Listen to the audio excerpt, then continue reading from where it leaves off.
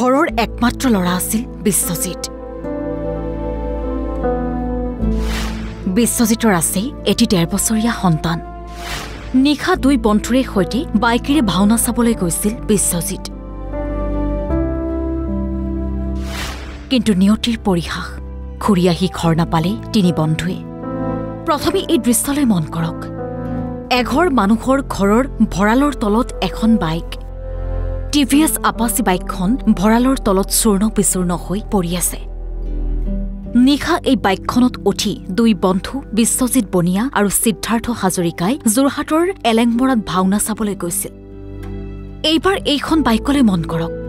ৰঙা ৰঙৰ টিভিএছ ভিক্টৰ এই বাইকখনত আছিল আন এজন বন্ধু পিংকু বনিয়া। ৩ বন্ধুই নিশা ভাওনা চাই ঘৰলৈ ঘূৰি আহিছিল। কিন্তু নিয়তিৰ পৰিহাস, ঘৰ নাপালে ৩ বন্ধুৱে।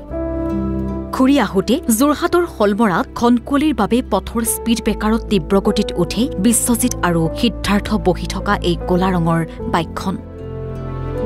আৰু পথৰ পৰা উফৰি এনেদৰে মানুহৰ ঘৰৰ ভঁৰালৰ তলত সোমাই বাইকখন। এই শোকাবহ দুৰ্ঘটনাত থিতাতে নিহত হয় বিশ্বজিৎ বনিয়া আৰু সিদ্ধাৰ্থ হাজৰিকা। ইয়াৰে বিশ্বজিৎ বনিয়া আছিল ঘৰৰ একমাত্ৰ ল'ৰা। বিশ্বজিতৰ আছে এটি ১.৫ বছৰীয়া সন্তানো। আনহাতে এইখন বাইকত থকা আনজন বন্ধু পিংকু বনিয়া গুৰুতৰভাৱে আহত হয়। পিংকু বৰ্তমান সংকটজনক অৱস্থাত GMCHত চিকিৎসাধীন হৈ আছে। এই শোকাবহ দুৰ্ঘটনাত এতিয়া শোকত ম্ৰিয়মান হৈছে যোৰহাটবাসী। নিশা প্ৰায় ১ মান বজাত গৰুমৰা অঞ্চলত এক পথ দুৰ্ঘটনাত থিতাতে নিহত হৈ ঢলাজান চৈকতা মাজগাঁও অঞ্চলৰ ২জন উদীয়মান অমায়িক যুৱক বিশ্বজিৎ বনিয়া আৰু সিদ্ধাৰ্থ হাজৰিকাই থিতাতে মৃত্যুবৰণ কৰিবলগীয়া হ'ল। আজি সেই ঘটনাই আমাক মৰ্মাহত কৰিছে, অঞ্চলবাসীক মৰ্মাহত কৰিছে, অঞ্চলবাসীক শোকস্তব্ধ কৰি পেলাইছে।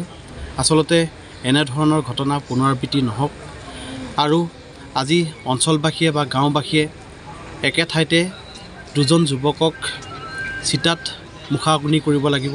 তেনেধৰণৰ পৰিস্থিতি যাতে পুনৰাবৃত্তি নহওক আমি আশা কৰিছোঁ।